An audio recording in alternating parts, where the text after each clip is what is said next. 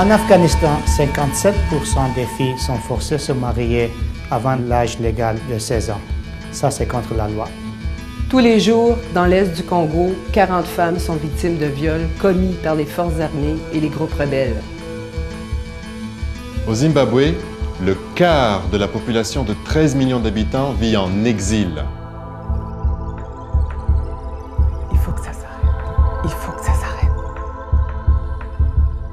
Solamente en Colombia, más de 30 pueblos indígenas están en peligro de extinción. En Haïti, pour chaque 2 personnes, il y a une qui souffre de malnutrition. Élue démocratiquement en 90, Aung San Suu Kyi a passé plus de 13 ans de sa vie en résidence surveillée en Birmanie. Il faut que ça s'arrête. Il faut que ça s'arrête. Il faut que ça s'arrête.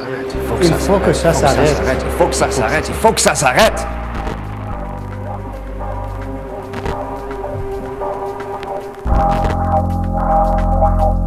Pourtant, tous les êtres humains sont égaux. Pourtant, les droits humains sont universels et indivisibles. La Déclaration universelle des droits de l'homme, un engagement pris par toutes les nations il y a plus de 60 ans, mais pas toujours respecté.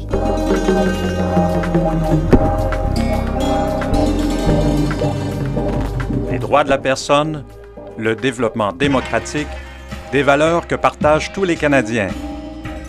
En 1988, le Parlement du Canada crée un organisme indépendant pour faire une différence. Droit et démocratie. Impliqués depuis plus de 2 décennies, notre travail nous a menés dans une trentaine de pays, plusieurs parmi les plus difficiles.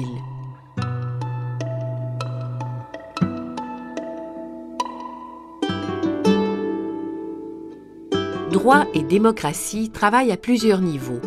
Renforcer le droit international des droits de la personne, appuyer les institutions internationales, régionales et nationales, collaborer avec les défenseurs des droits humains, la société civile et les gouvernements. Notre but, passer de la parole aux actes. Notre moyen, promouvoir et défendre les droits humains et la démocratie. Notre résultat, faire une différence pour des millions de gens privés de leurs droits humains. قد اعترفت المحكمة الجنائية الدولية لرواندا وللمرة الأولى بالاغتصاب ضد النساء والفتيات كآلية إبادة جماعية وفعل تعذيب. In Zimbabwe, victims of human rights violations obtain justice. En Afghanistan, les femmes participent à la réforme du Code de la famille. El gobierno colombiano se compromete a respetar los derechos de los pueblos indígenas ante el Consejo de Derechos Humanos de Naciones Unidas. 在印尼，军队开始主义法治。 En Haïti, le droit à l'alimentation est maintenant reconnu par le gouvernement haïtien.